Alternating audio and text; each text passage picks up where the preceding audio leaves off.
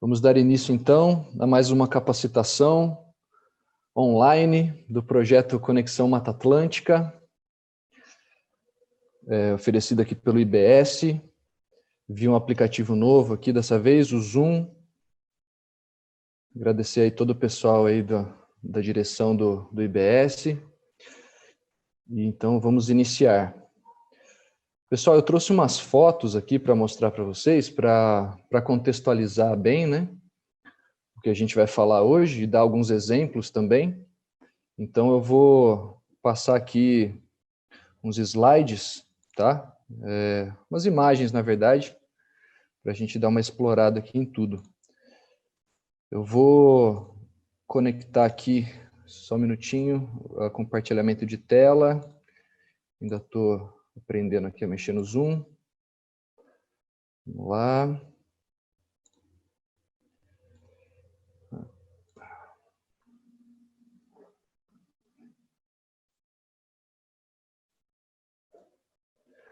Beleza, todo mundo enxerga aí o slide? Então vamos lá. Bom, pessoal, então a nossa capacitação de hoje... Vocês estão me vendo aqui no cantinho da tela também, né? Então tá bom. Nossa capacitação de hoje, então, é sobre os benefícios da adubação verde. Então, essa tecnologia é muito aplicável para pequenos agricultores, vale muito a pena. Vocês vão ver que tem vários benefícios, várias vantagens da gente estar usando ela. Tá bom? Então, a gente vai dar início aí a essa live sobre adubação verde.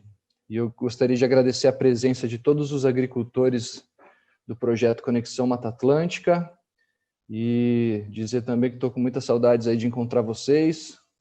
Já estamos aí fazendo as visitas presenciais novamente. Então, vamos lá.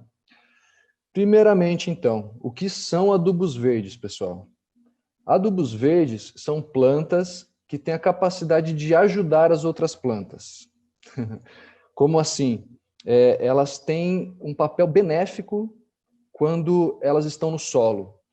Então, por exemplo, se você tem um plantio de milho, aí você colhe esse milho, muitas vezes o que acontece é deixar aquele solo exposto até a próxima safra.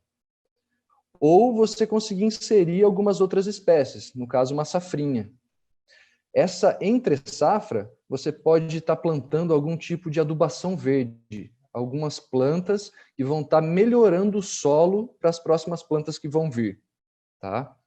Então são plantas que ajudam o solo, transformam o solo para melhor. E por que, então, que a gente vai usar esses adubos verdes? Não só para melhorar o solo, porque o que a gente quer é produção, e é a consequência disso. Então, a consequência da melhora do solo é a produção. Vocês estão vendo aí essa imagem agora, que quem chama mais atenção aqui é a abóbora, né?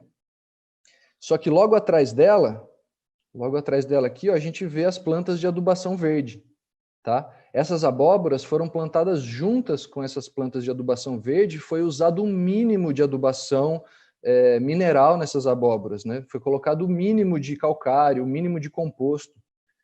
E quem ajudou muito, tanto na fitossanidade, né, que é o combate ao ataque de pragas e doenças, como também na nutrição, foram os adubos verdes, que são essas plantas aqui que nós estamos plantando junto com os cultivos principais.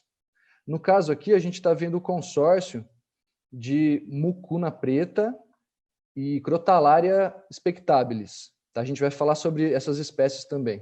Aqui mais ao fundo, essas maiores aqui são os feijões guandu. Então, uma estratégia muito boa para o pequeno produtor, para o grande também, né? Para todo tipo de agricultura, na verdade. Mas para quem tem áreas menores, está utilizando a adubação verde consorciada com outras espécies. No caso aqui, a gente tem uma linha de plantio também. Ó. Aqui tem uma bananeira, aqui depois tem uma muda de fruta estaqueada, e depois tem outra bananeira. E aqui nessa entrelinha, temos a adubação verde. Além da produção, pessoal, essas plantas, elas são muito boas porque elas ajudam muito as abelhas. Elas oferecem muito néctar e pólen para as abelhas. Se a gente escolher as espécies certas nas épocas certas, nós conseguimos oferecer para as abelhas, né, colocar no sistema oferta de néctar e pólen ao longo do ano todo. A gente vai falar bastante sobre isso, que é um ponto muito importante da adubação verde, que às vezes não se comenta muito. Outra grande importância dessas espécies é que elas são muito rústicas, então elas não necessitam de adubação, praticamente. Então você consegue plantar ela no solo para dar o trabalho inicial, que foi o que a gente fez nessas áreas. Colocamos adubação verde antes dos plantios. Elas trabalharam o solo antes para a gente. Vocês vão ver que tem algumas plantas que a gente pode considerá-las arados biológicos. Esse slide que a gente está vendo agora, a gente tem aqui um cultivo bem tradicional, que é o milho com feijão. O milho da família das gramíneas e o feijão da família das leguminosas, e eles se ajudam. Esse cultivo é tão tradicional e tão conhecido por conta disso, porque as espécies se ajudam. E é esse que é o papel da adubação verde, dessas espécies que vão melhorar o solo. Nesse caso aqui, o milho ele vai crescer primeiro, vai dar espiga, né? O feijãozinho está crescendo ali embaixo, cobrindo o solo, protegendo ali da incidência dos raios solares, né? Protegendo do ressecamento superficial do solo, da perda de água. E mais para frente, quando o milho começar a maturar a espiga, ou depois de ter colhido o milho verde, o feijão está enramando, está subindo no milho. Então, o milho está sendo o tutor do feijão, uma planta ajudando a outra. E nós vamos ver também que as plantas da família do milho, elas têm uma característica especial na raiz delas, tá? Elas têm uma tática muito interessante para conseguir mais nutrientes, que a gente vai falar daqui a pouco, que é a fixação biológica de nitrogênio e também outros nutrientes.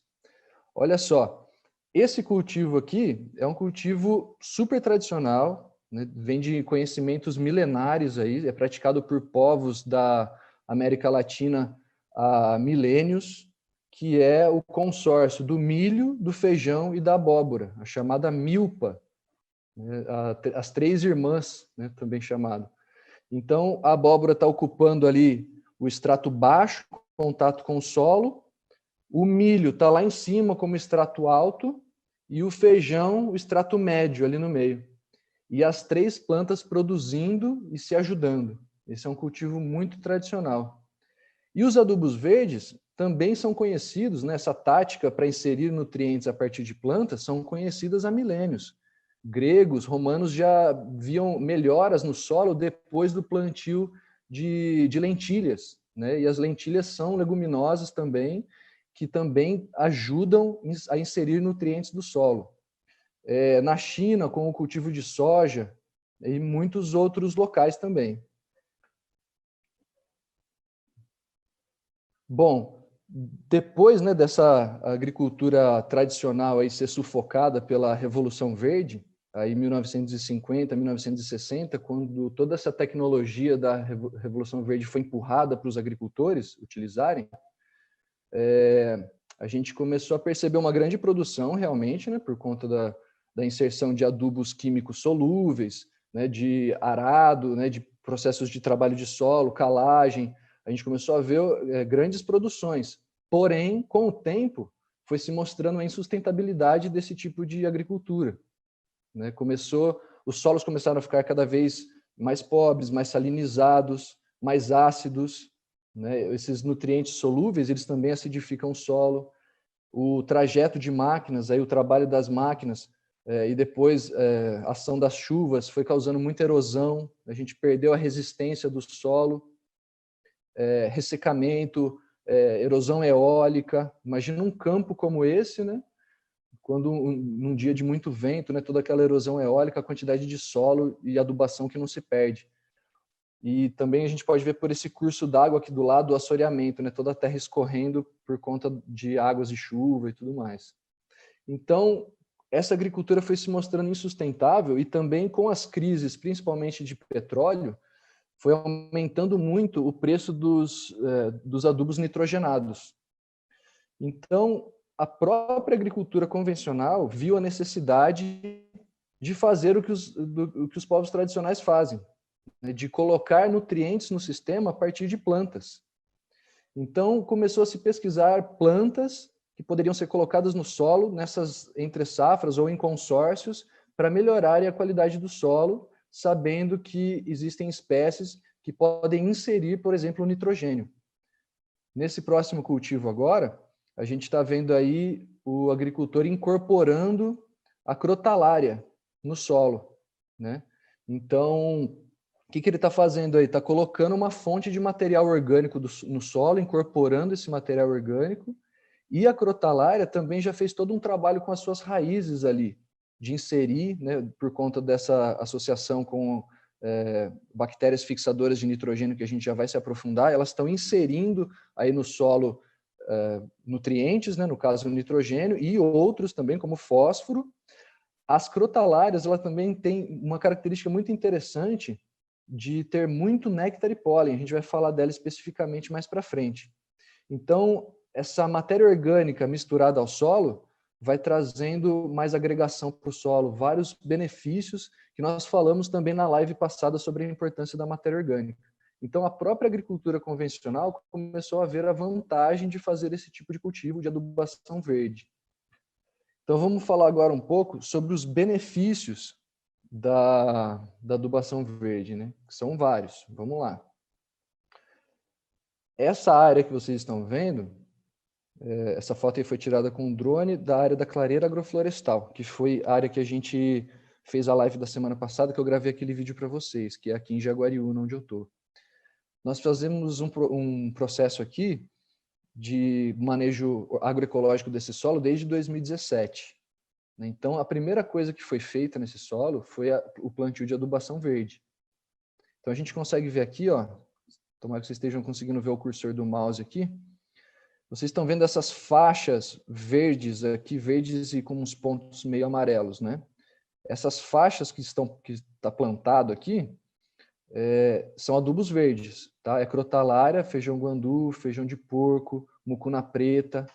E essa parte marrom são as linhas de cultivo. Aqui tem banana e frutas, ou banana e árvores nativas. Esse é um sistema agroflorestal em linha. Então, essa entrelinha foi ocupada com adubação verde. Você consegue ver aqui até a curva de nível, né? Ó, o desenho da curva de nível. E aqui nas curvas de nível foram plantados os feijões guandu. O feijão guandu que tem uma grande capacidade de reter solo, de segurar o solo. Então, essa é uma das características e vantagens, né, e benefícios da adubação verde, a cobertura do solo. Né? Então, a gente pode ver aqui nessa área aqui do lado, ó, nessa área aqui do lado, olha só aqui, a quantidade aqui de matéria orgânica que tem, ó, 0, né, nessa área de cultivo convencional que tem aqui. Olha só, todo o solo exposto, né, a incidência solar aqui, ressecando o solo, quando dá uma chuva aqui, escorre tudo terra na estrada. Então, outra vantagem grande dos benefícios, né, da adubação verde é a inserção de matéria orgânica, tanto matéria orgânica seca quanto matéria orgânica verde. Matéria orgânica verde é aquela que é assim que a gente derruba a planta, igual a gente viu na imagem anterior. Do trator lá incorporando a crotalária. E a massa seca é aquela que fica no solo depois de se perder a água desse material. Se perder a seiva e a água, vai ficar só a palhada, só aquela parte seca. E essa parte é muito importante. Quanto mais massa seca um adubo verde gera, uma espécie de adubo verde, uma espécie de planta que a gente usa, né, para adubação verde gera, mais interessante ela é para o sistema, para a gente estar conseguindo colocar mais material orgânico. E todos os benefícios intrínsecos a isso. Outro ponto importante, né, essa imagem aqui, a gente está vendo aquelas linhas de perto. Então, eu tenho aqui a crotalária, junto com a mucuna preta, né, fazendo toda essa cobertura aqui de matéria orgânica. E o feijão guandu aqui, ó. Vocês estão vendo a braquiária aqui do lado, né? Todo esse terreno era com braquiária. E essas plantas, elas controlam a braquiária, elas sobem na braquiária e sombreiam ela, de forma que ela não consegue se desenvolver. E com o tempo, a braquiária vai saindo do sistema e você vai incorporando esse material que está aqui no solo. Então, imagina toda essa massa aqui, né, sendo incorporado ao solo, o material que fica, né? Então, esse é outro ponto muito importante, o controle de espécies espontâneas. Outro ponto muito importante, olha só aqui, né, o controle de espécies espontâneas aqui no bananal, que é feijão de porco, o cultivo de feijão de porco, que é uma espécie muito legal também. Outra característica muito boa, a descompactação do solo. Então, vocês estão vendo nessa imagem aí o trabalho que a raiz do feijão guandu está fazendo nesse solo. Olha só. Então, imaginem que depois que ela é cortada em cima, essa raiz permanece no solo e vai se decompondo aos poucos, vai apodrecendo aos poucos. E vão formando galerias, vão formando túneis ali, onde a água consegue infiltrar mais facilmente. Então, essa é outra característica também. A adubação verde vai melhorar a infiltração de água, né? Ela vai fazer a ciclagem e reciclagem de nutrientes. Então, os nutrientes que foram lixiviados, que escorreram para baixo no solo, né, esses nutrientes que desceram no solo, essas plantas que têm as raízes mais profundas, como o feijão guandu, ele consegue resgatar esses minerais de lá de baixo e trazer para cima de novo na sua massa verde. E depois, quando a gente incorpora de novo sobre o solo, está trazendo todos esses nutrientes de novo para cima. Então, é a ciclagem e a reciclagem desses nutrientes. Outro ponto muito importante, agora aí o Renato, aí o nosso parceiro de assistência técnica que gosta dessa parte. Por conta dessa infiltração que a água faz no solo, por conta dessa descompactação, desses canais que se formam, quando a gente faz a correção de solo usando calcário, né, e a água da chuva faz esse calcário descer, ela infiltra mais no solo, corrigindo as camadas mais profundas do solo também. Então, ela consegue atingir aquela acidez que está lá embaixo. Consegue, no caso de uma aplicação de gesso, por exemplo, você consegue controlar o alumínio que está mais embaixo, né? E também todas as vantagens em relação ao uso de maquinário, né, pessoal? Então, imaginem numa grande plantação, todo aquele maquinário passando, aquela compactação, né, o pé de grade que chama, depois daquela área que o arado consegue afofar, a área de baixo que fica dura, que as raízes não conseguem ultrapassar.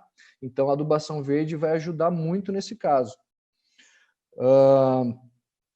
Então, outro processo muito importante, que talvez seja o central aí da adubação verde, ou que é o mais conversado, é a fixação biológica de nitrogênio. Então, essas raízes, principalmente das plantas leguminosas, tá? Elas fazem associações com bactérias boas, bactérias fixadoras de nitrogênio, bactérias do gênero Rhizobium, são uma série delas, uma família delas, que vão estar se associando com as raízes das plantas em uma relação benéfica, né? Vão estar ajudando umas às outras. A gente vai explicar um pouquinho sobre isso. Essa é uma parte mais bioquímica, assim, digamos assim, mas é legal a gente entender o que acontece, né, assim, lá embaixo no solo. Então, essa fixação biológica de nitrogênio acontece da seguinte maneira. Deixa eu retornar um pouquinho aqui para mostrar para vocês os nódulos. A partir da nodulação, né, que são essas bolinhas aqui, ó, que são onde as bactérias fixadoras de nitrogênio ficam aderidas na raiz da planta, né? Vocês estão vendo aqui os nódulos. Essa é uma raiz de feijão guandu também.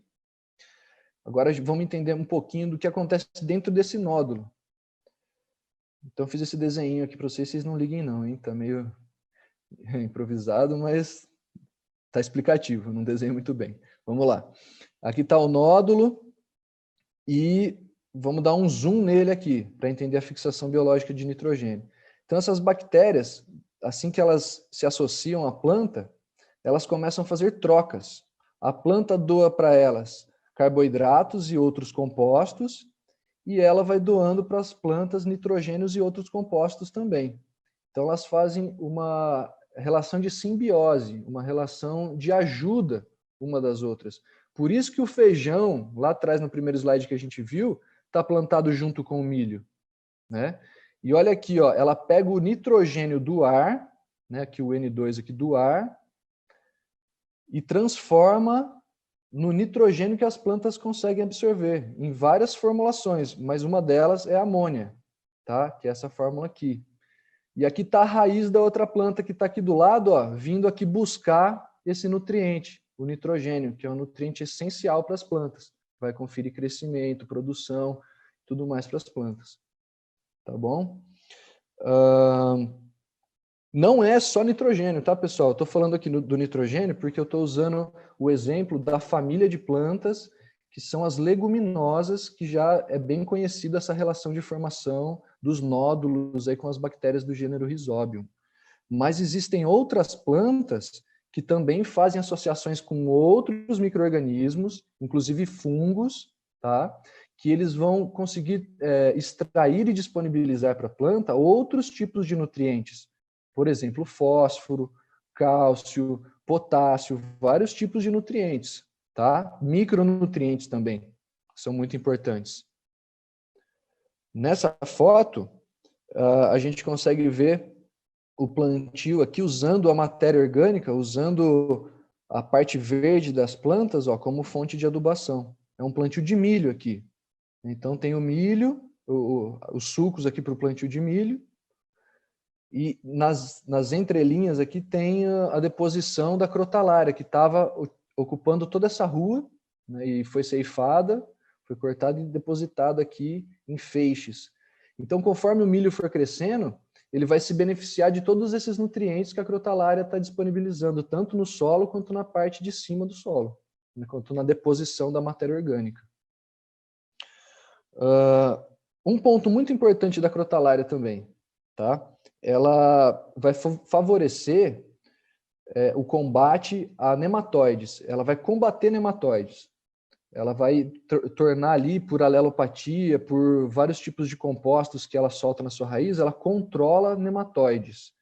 Então, em solos tropicais, aí, em locais onde tem muito nematóide, ela pode ser usada como uma forma de preparar esse solo, de minimizar esses danos, né? Olha só, essa outra foto aqui, a gente consegue ver também a deposição do material da adubação verde nas linhas de banana. Olha a saúde dessas bananas aqui, ó, estão crescendo ainda. Então, aqui do lado tem o feijão guandu, que foi cortado, e esse material orgânico foi depositado aqui na linha de bananeira, tá? Que era o foco produtivo aqui. E depois está passando aqui o EM em cima para acelerar o processo de decomposição. Tá? Quem teve assistência técnica comigo aí já me escutou falar bastante sobre os EMs, e a gente vai continuar falando bastante porque é uma tecnologia muito importante de baixo custo. Tá? Então vamos lá. Vamos falar um pouquinho agora das espécies de adubos verdes. Nós temos várias espécies, tá, pessoal? E tem muitas para serem descobertas ainda. Nós podemos dividir as espécies de adubos verdes em dois grandes grupos. Os adubos verdes de verão e de inverno. De verão são os adubos verdes que nós mais conhecemos. Crotalária, feijão guandu, mucuna preta, feijão de porco, né, e uma série de outros aqui. Labi-labi, trigo sarraceno, que é muito interessante. As crotalárias nós temos várias variedades aqui, né? Juncia spectabilis, ocroleuca, breviflora. São plantas que são adequadas para o plantio de verão, aceitam o fotoperíodo do verão, produzem mais biomassa, né? E o outro grupo seria os adubos verdes de inverno, que são os que são plantados agora nessa época que a gente está. Não que os adubos verdes de verão não possam ser plantados no inverno, mas é que, taticamente falando, é bom escolher outras culturas, por exemplo, por causa da produção de biomassa. Se você investir em sementes de crotalária, você vai ter uma resposta muito maior no verão. Você vai ter maior produção da parte verde, né, da parte aérea da planta, consequentemente maior produção de biomassa, de matéria orgânica para ser colocada no chão. Né, você vai ter maior função microbiana lá no solo, aquelas bactérias que a gente estava falando até agora, elas vão estar agindo mais fortemente no verão por conta da umidade e do calor. Então, todas essas espécies que são adequadas para o plantio de verão, acaba sendo um pouco de desperdício você utilizar elas no inverno. Agora, se você tiver recurso, manda ver. É o que eu sempre falo, melhor plantar do que não plantar, né? As plantas de inverno, já por sua vez, elas são mais adaptadas ao fotoperíodo. Então, elas conseguem produzir uma biomassa maior nessa época do inverno. Você pode estar utilizando também essas plantas de inverno como uma safrinha, como eu falei para vocês, né? Então, aqui, ó, o exemplo da aveia preta, aveia branca, azevém, o tremoço, né? Então, no inverno, muitas vezes a gente aproveita para estar plantando espécies de gramíneas, que são mais difíceis de ser cultivadas no verão, mas também podemos plantar espécies leguminosas, né, da família aí das leguminosas, por exemplo, como o tremoço, a ervilhaca, né? Outra função interessante dos adubos verdes de inverno é que eles têm mais resistência à seca. Eles são mais resistentes à seca. Por exemplo, o feijão guandu. O feijão guandu mesmo, você pode utilizar nas duas estações. Às vezes ele passa pelas duas estações. Você plantou ele no verão, mas você não ceifou ele, não incorporou ele no solo. Então ele vai ficar um bom tempo ali no solo, porque ele é uma planta semi-perene, ele vai permanecer ali. Ele vai aguentar ali uns 4 anos no solo, até começar a ter seu processo de senescência, até começar a morrer. Então ele pode passar pelas duas épocas, né? Uma muito interessante é o nabo forrageiro, a gente vai estar falando um pouquinho mais sobre ele. Então esses dois grandes grupos aí, o verão, os de verão e os de inverno, tá? Eu coloquei aqui um outro grupo, como outros aqui, que são plantas que não pertencem, não precisam pertencer necessariamente à família das fabáceas, né, das leguminosas, e nem das gramíneas, né, que é a família do milho. Por exemplo, o cosmo, que é uma tática muito interessante para quem é produtor de pólen. Então, o pessoal que tem abelha e que é produtor de pólen, o cosmo é muito interessante, ele fornece pólen o ano todo. Quem tem pólen na propriedade pode ver que nessa época do ano ele está super florido, do mesmo jeito que o verão. A única diferença é que a parte aérea dele cresce mais no verão. O margaridão, o níger, tá? O níger que vem ganhando espaço cada vez mais aí na agricultura e eu considero uma planta muito interessante, eu até trouxe aqui um aprofundamento sobre ela, tá? E também algumas espécies arbóreas, que pouco se fala na adubação verde. Nós temos, por exemplo, a gliricídia, né? A gliricídia, que é uma planta muito interessante, ela fica com um porte arbóreo, ela produz uma massa verde de fácil decomposição, de fácil podá-la, né? Ela tem uma madeira muito mole e é uma rebrota muito rápida. Ela pega de estaca e de semente, né? Então é uma tática muito interessante. Geralmente nos cultivos em sistema agroflorestal, nós usamos a gliricídia entre as plantas, né? Então nós temos uma bananeira, uma gliricídia, outra bananeira. E essa gliricídia no meio está fornecendo material orgânico para as duas bananeiras do lado, ou para as duas árvores frutíferas. Se vê muito plantio de coco com gliricídia, e não só por causa das podas da parte aérea, mas também por conta das suas raízes e todo aquele processo que nós falamos antes, microbiológico, de fornecimento de nutrientes. As raízes delas, das gliricídias, também ficam doando os nutrientes ali para as plantas que estão do lado. O ingá, a gliricídia é uma planta exótica, tá? O ingá já é uma planta nativa. E também a gente pode considerá-la uma adubação verde arbórea. Muito interessante. Nós teríamos outras ainda, guapuruvu, né? Muitas outras. Para vocês terem uma ideia, a gliricídia ela é chamada também de mãe do cacau, né? Ela tem origem na América Central, a gliricídia. E tradicionalmente se usa a gliricídia para criar o cacau, né? Para ir criando o cacauzinho ali, vai crescendo na sombra dela e tudo mais, e ela vai fornecendo material orgânico para o cacau e comendo, né? Então é uma tática muito interessante também, principalmente para quem tem ou quer fazer sistemas agroflorestais. Vamos falar um pouco agora de algumas espécies, não vai dar para a gente aprofundar em todas, senão a gente vai ficar muito tempo falando, mas vamos aprofundar um pouquinho em uma de verão, em uma de inverno, e uma diferente aqui que eu trouxe para vocês, que é o Níger.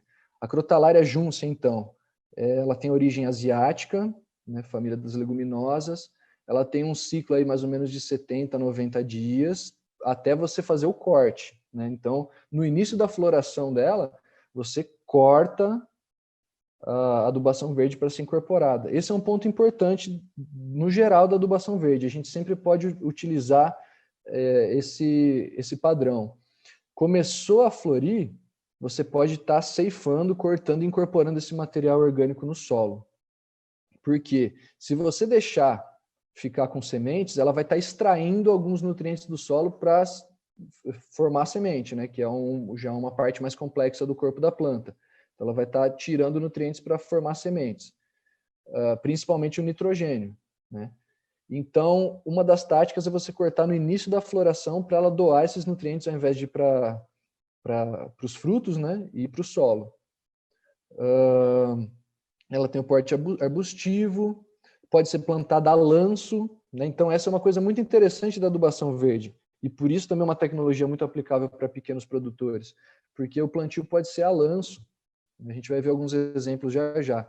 Época de plantio de setembro a março, né, de verão.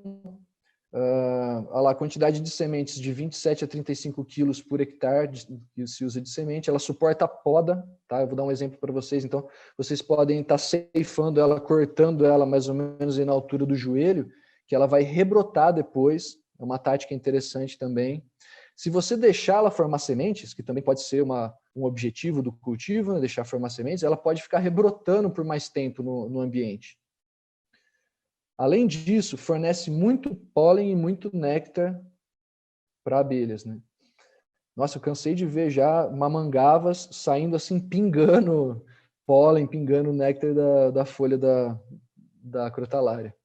Controla nematóides, como a gente falou, e atrai também alguns predadores aí de inimigos naturais, que são as pragas e doenças da agricultura, e também alguns predadores de pernilongo. Até por isso que ela ficou mais famosa esses últimos tempos. O pessoal falou que ela combatia a dengue, mas não é exatamente isso, é que ela atrai insetos que predam, né, o mosquito da dengue. O nabo forrageiro, que já é uma planta de inverno, tá? Um adubo verde de inverno, da família das crucíferas. Ela tem origem europeia, enquanto a crotalária tem origem asiática.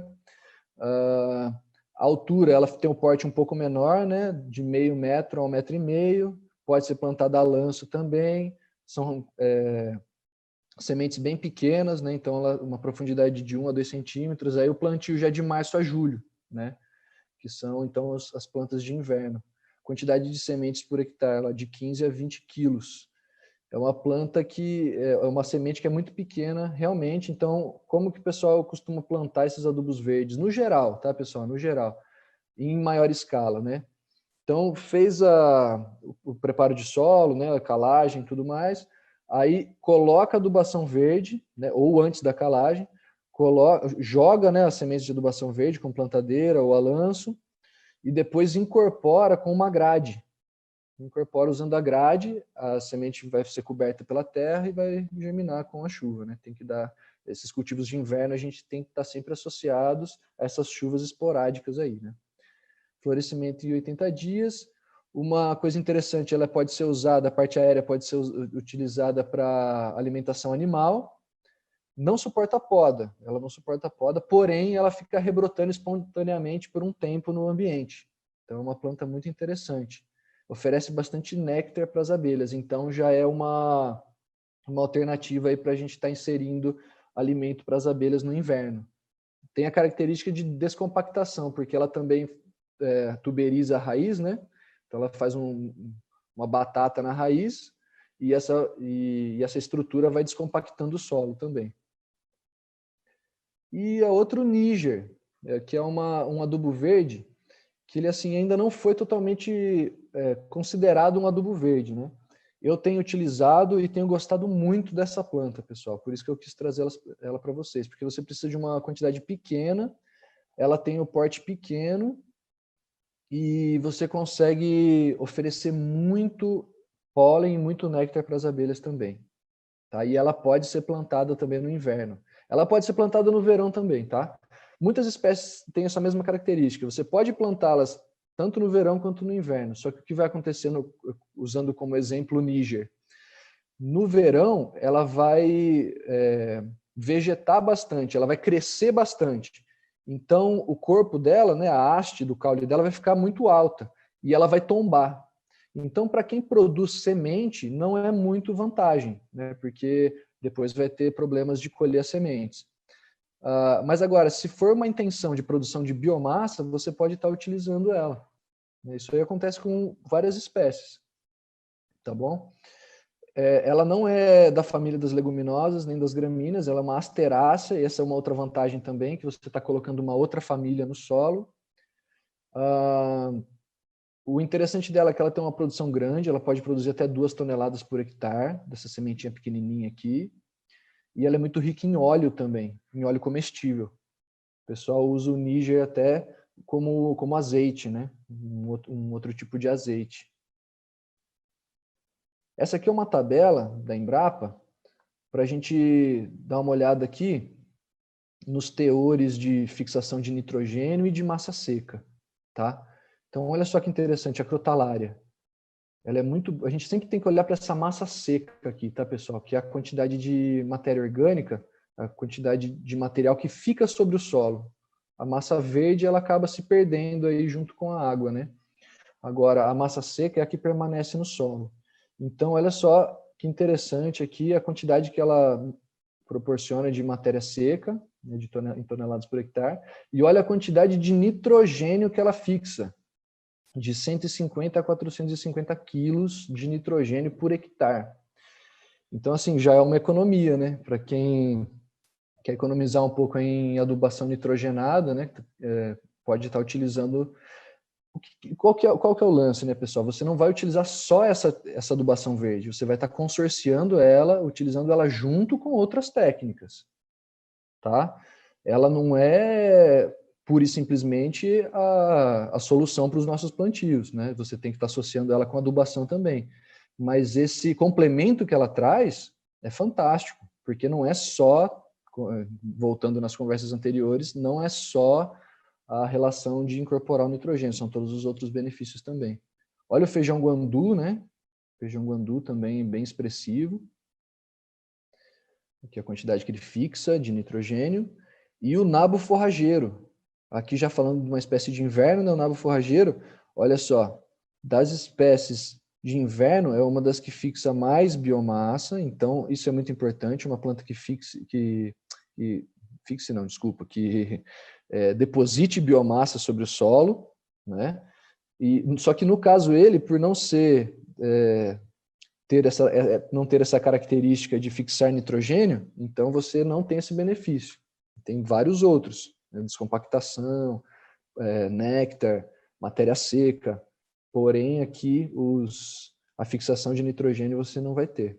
Então, se você quiser utilizar a fixação de nitrogênio também no inverno, você tem que usar aqui já uma da família das leguminosas, por exemplo, a ervilhaca, o tremoço branco, que é muito legal. Olha lá, a fixação de nitrogênio dele como é grande. Beleza. Esse aqui é um plantio de crotalária, também na clareira agroflorestal, olha lá. Plantio de crotalária spectabilis. Aqui ela chegou a dar frutos, né? Ó. A intenção realmente foi deixar elas formarem as vagens para elas continuarem nascendo no solo, né, espontaneamente, que é o que tem acontecido. Até hoje, desde 3 anos atrás, ainda vão nascendo braquiária também, mas crotalária lá no solo. Esse é um cultivo de inverno. Aqui a aveia preta, o nabo forrageiro, não está dando para identificar muito bem, né? Mas o nabo forrageiro é essa flor azulzinha aqui, ó. A aveia já é esse pendão aqui, ó, tá? Tem aqui até umas aveinhas aqui e o girassol. Então, essa tática de fazer o mix, né, que a gente chama, o coquetel de adubação verde também é muito interessante. Então, você vai jogar uma série de plantas ali, uma série de sementes que vão trabalhar o solo de maneira diferente, que vão se completando. Então, imagina essa diversidade que você tem em cima do solo, também embaixo do solo com as raízes, toda aquela trama de raízes, né? E cada uma fazendo uma função diferente, cada uma puxando um nutriente diferente, trabalhando um nutriente diferente, doando nutrientes diferentes para as plantas ao redor, ou para as próximas que vão vir. Essa daqui já é do Centro de Citricultura da Embrapa, que eu peguei emprestado essa foto, que é o cultivo de citros com o azevém no meio. Então, vocês podem ver que não tem limite para adubação verde, a gente pode estar utilizando de várias formas. Provavelmente esse é um cultivo de inverno. Girassol, né, que também ele vai estar trabalhando muito boro no solo, e o boro é fundamental, pessoal. O boro ele vai ser responsável pela planta conseguir translocar, ou seja, levar nutrientes de cima para baixo e de baixo para cima. Se não tem esse nutriente no solo, que é o boro, a planta ela acaba ficando com a sua fotossíntese, com todo o seu processo de distribuição de nutrientes dentro do corpo dela, todo debilitado, né? Então o boro é essencial. A Ana Maria Primavera que pega muito em cima do boro e com razão. Isso é uma coisa muito importante, tá, pessoal? Essas plantas, a maioria das plantas, na verdade, elas precisam de uma nutrição principalmente voltada para esses micronutrientes, né? Para melhorar essas qualidades de fotossíntese, para melhorar a resistência a pragas e doenças, para melhorar a qualidade dos frutos, sabor dos frutos, aroma. Tudo isso são o que a gente chama aí do metabolismo secundário da planta, que ela precisa ali da partícula fina, da coisa, do mineral pouquinho ali, só um pouquinho já vai fazer diferença. Por isso que são os micronutrientes. O boro, o manganês, o zinco, o ferro, todos esses são os micronutrientes. A gente vai estar falando deles nas próximas lives também.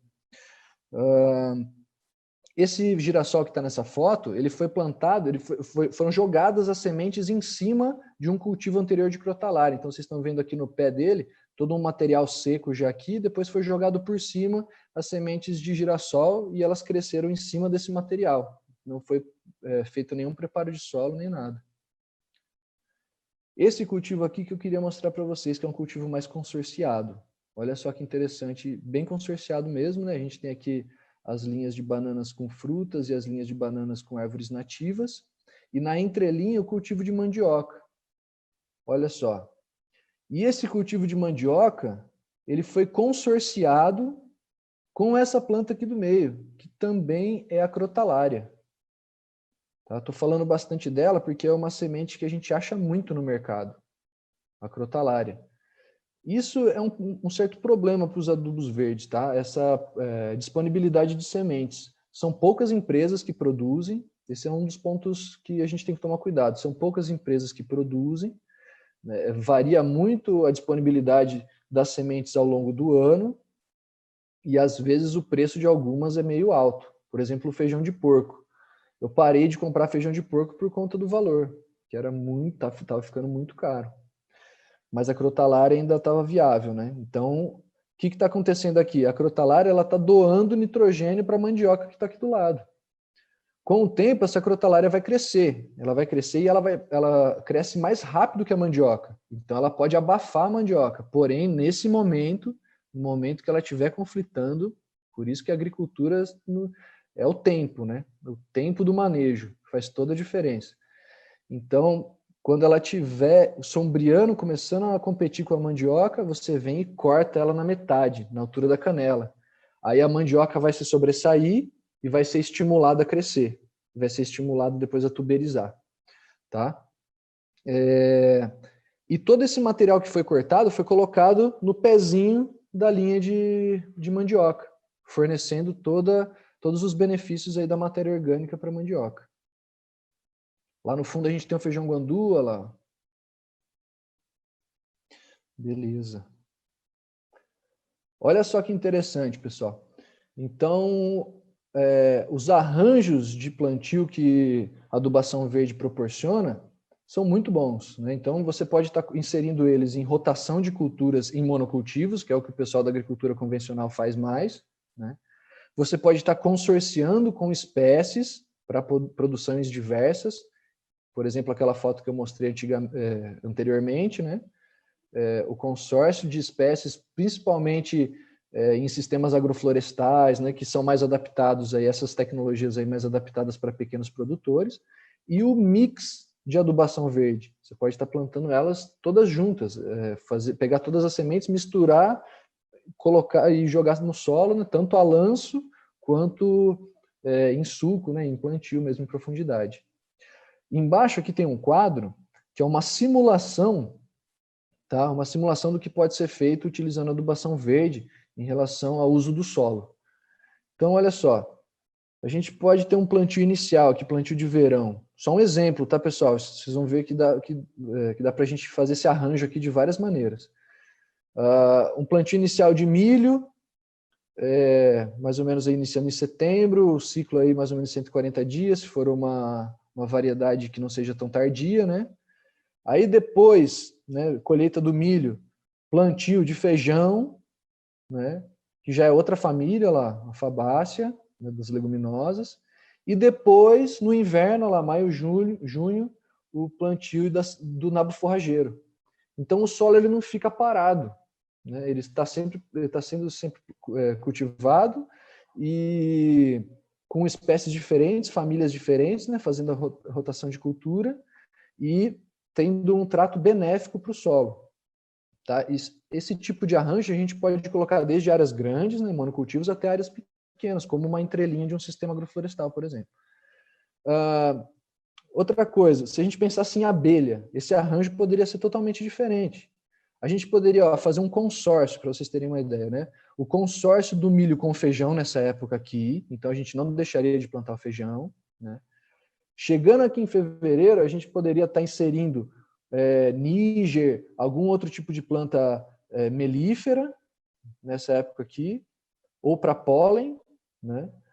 E depois o nabo forrageiro também, ou depois outra adubação verde de inverno. Então, esses arranjos ao longo do ano vão proporcionar para o agricultor, além de renda, também essa melhora do solo. Cada vez o solo vai ficando melhor, cada ano que passa, o solo vai ficando melhor. Você nunca vai deixar ele vazio, né?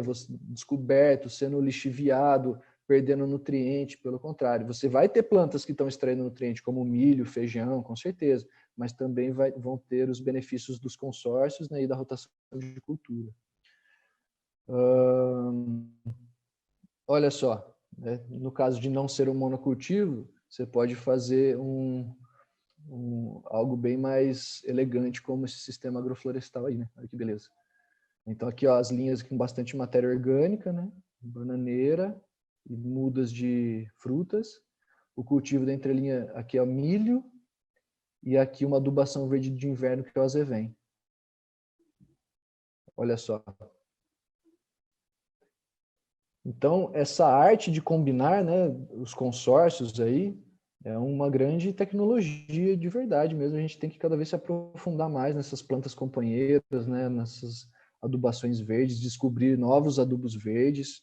Tudo ainda tá muito no início, né, pessoal?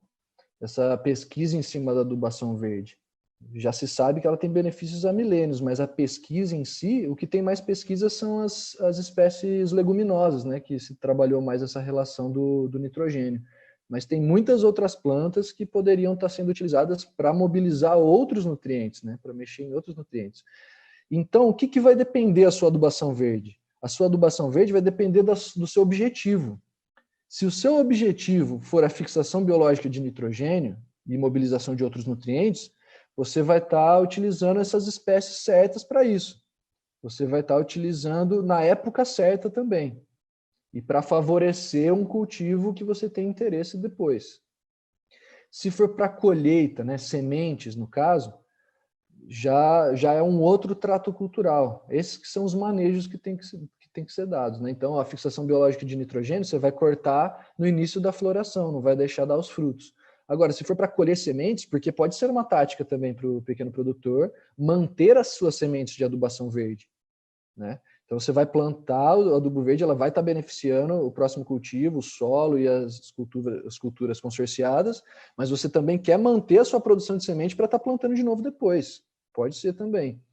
Você vai ter que reparar no ponto de colheita, né, na maturação dos frutos e no tempo do calendário agrícola também, porque essa planta vai ficar mais tempo sobre o solo, até concluir a maturação do fruto. Não como a que você vai incorporar para a fixação biológica de nitrogênio, né? Que você vai estar simplesmente cortando ela assim no início da floração. Para podas, né, ou rebrotas, e aí vai ter a ver também com o ciclo de vida de cada espécie. Então, como eu falei para vocês, o feijão guandu, que você pode ir cortando ele vai se mantendo no sistema. Incorporação ou deposição de material. Então, se você tiver um cultivo de adubação verde para você colocar o material no chão, deixar ele sobre o solo ou incorporar ele no solo, você também vai ter que tomar cuidado com o ponto de desenvolvimento da planta, porque se ela passar muito daquela parte da frutificação, né, da produção de frutos ou sementes, o material vai estar mais lignificado, mais rico em carbono. Tá? Então, esse material vai demorar mais para se decompor. Ou menos. Então, você tem que estar sempre trabalhando com isso. Rebrota espontânea. Então, a rebrota espontânea, ela é aquilo lá de você deixar a semente no campo, deixar a planta produzir semente e depois se mantendo pela rebrota natural dela. Então, no final do ciclo, né, você vai ter que deixar no meio dos cultivos seguintes. Então, você vai ter que organizar o cultivo seguinte também, porque vai nascer adubo verde ali no meio. Então, você tem que ver exatamente o que vai vir depois. É bom para alguns tipos de SAF. Então, são SAFs que você deixa algumas áreas mais doando matéria orgânica, você pode ir deixando essas plantas rebrotando e se multiplicando ali. Ou para pasto apícola, tá? O pasto apícola também. Você vai escolher as plantas que produzem pólen e mel. Você vai estar sempre com foco nessas culturas. E outros tipos de finalidade também, que a gente pode dar para adubação verde. Mas, no geral, pessoal, o que a gente busca? A gente busca o aumento da produção. O aumento da produção da cultura específica, né, do nosso foco econômico.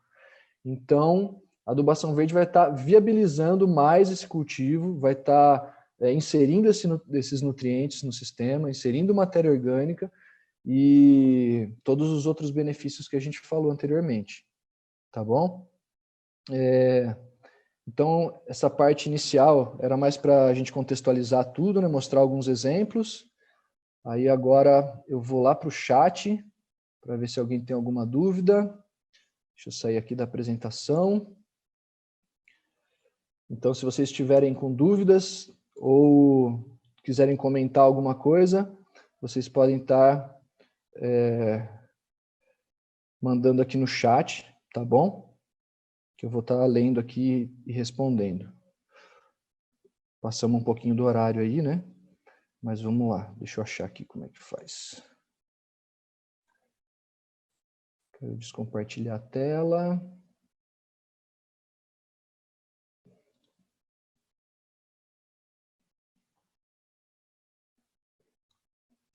Só um minutinho, pessoal, que eu não estou achando aqui onde que...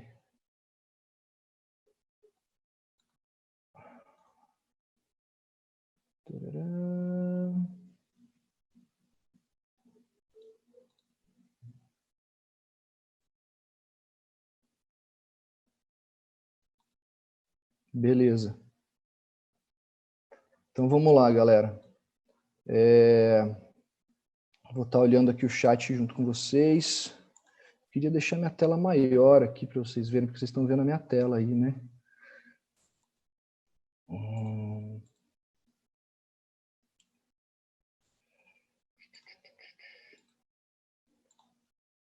Cadê?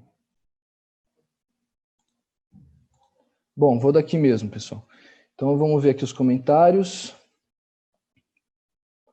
A gente ainda está aprendendo a mexer no Zoom aqui. Eu não achei como é que faz para tirar aqui, ó, a tela cheia. Aqui a Thaís falou aqui, ó, essa foto do cultivo de mandioca tem tudo a ver com a região aí do Vale do Ribeira, né, com o projeto, realmente, né, porque são áreas menores e a gente pode estar inserindo esses consórcios, né, com certeza. Legal, SAFs aqui, sistemas agroflorestais, vamos ver. Humberto, nessa nossa região, para os plantios de banana, que o pessoal está transitando para agroecológico, a adubação verde é uma boa, com certeza. O que eu recomendo? Recomendo o plantio de qualquer tipo de adubação verde aí, tanto de verão quanto inverno, a gente vai estar conseguindo inserir nutrientes aí no sistema. E também matéria orgânica e todos os outros benefícios, tá? Boa noite. Você recomenda aveia preta para o cultivo de inverno?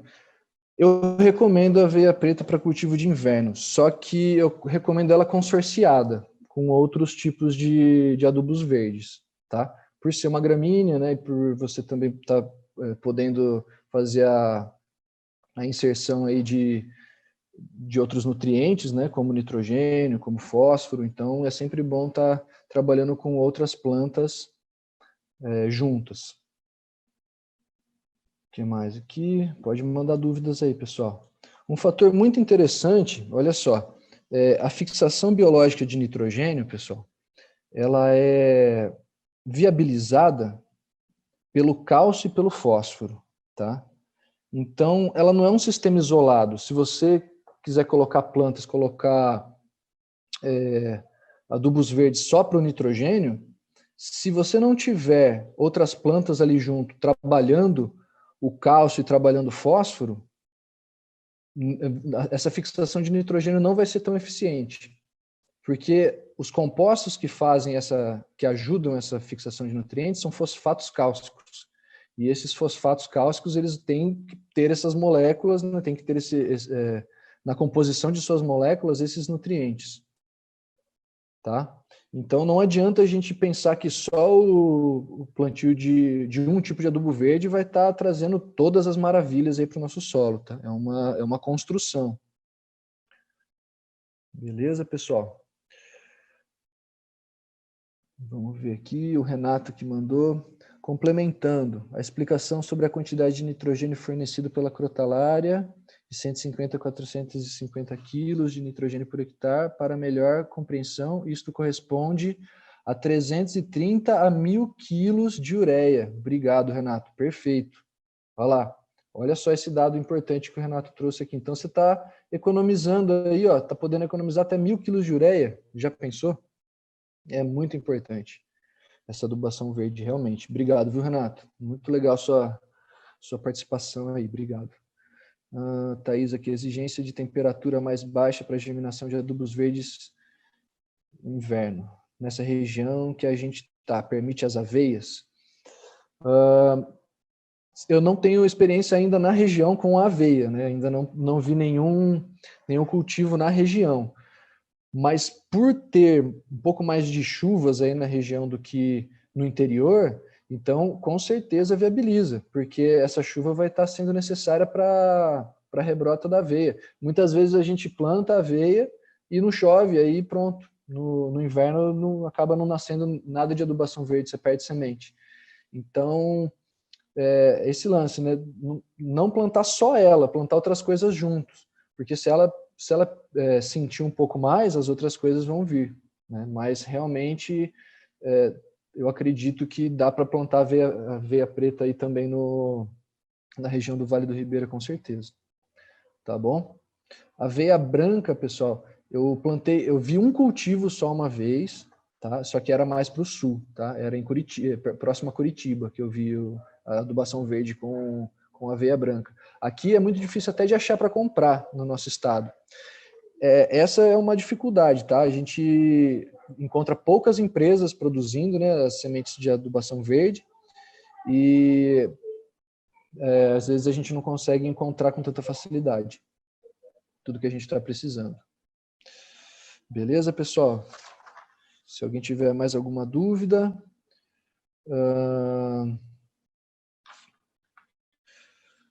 vamos lá. Eu acho que era isso, pessoal, que eu tinha para falar para vocês. Tudo isso que a gente conversou é o grosso, tá, da adubação verde. Todas essas reações químicas de raiz e tudo mais, elas realmente são muito complexas, né? Então não dava nem para entrar muito nesse assunto aqui nessa nossa live, mas tem muita coisa para ser descoberta ainda, muitas plantas para serem testadas. Certinho? Então, vamos terminando nossa live por aqui. Na semana que vem temos mais um encontro, tá? Já a gente divulga aí link e convite e vamos seguindo aí com os nossos encontros semanais. Daqui 15 dias vou estar revendo vocês, falando um pouco sobre adubação verde. Adubação verde não, adubação verde foi hoje. Biofertilizantes, biofertilizantes, e também associando os biofertilizantes à adubação verde, porque a gente não, na agroecologia a gente nunca vai conseguir isolar um manejo, tá? O segredo do manejo agroecológico é sempre a gente estar utilizando o conjunto das práticas, certo? Né? Por exemplo, fazendo esse conjunto de práticas, até as pragas da agricultura, né, essa diversificação de plantas entre adubação verde, entre plantas de produção, até essas pragas da agricultura vão ser combatidas. Você vai estar trazendo o que a gente chama de inimigos naturais aí para trabalhar dentro da sua propriedade, né? Você vai estar trazendo os predadores das pragas e doenças. Tá?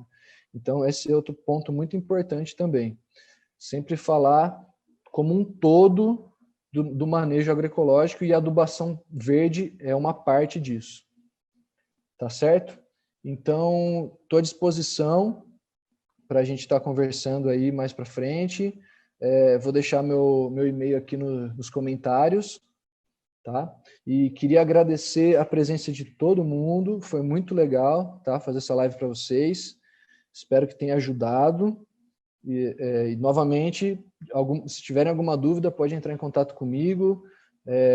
Queria agradecer muito aos agricultores aí do projeto aí de Peruíbe, Itariri, Miracatu e Pedro de Toledo, e também das outras cidades aí que o projeto Conexão Mata Atlântica abrange. Queria agradecer muito vocês, a participação de vocês, e qualquer coisa é só mandar um zap aí, vocês têm meu zap, e estou à disposição, tá? Queria agradecer muito também a toda a equipe do IBS, né, toda a equipe aí do Núcleo Itariru, que são as pessoas que eu convivo mais, né? A Thaís, coordenadora do projeto, a Érica, o Renato, né, a Priscila, toda a equipe do IBS e todo mundo aí que participou. Todos os outros convidados aí, amigos e curiosos e todo mundo. Beleza, pessoal? Então, agradeço muito. Só o finalzinho aqui que eu não consegui colocar a tela cheia a tempo, porque não queria ficar demorando também para achar aqui. Na próxima live eu vou estar mais familiarizado com essa ferramenta aqui, que é o Zoom. Mas vamos nessa, beleza? Muito obrigado, uma boa noite para vocês, bom final de semana e a gente se encontra. Tchau, tchau.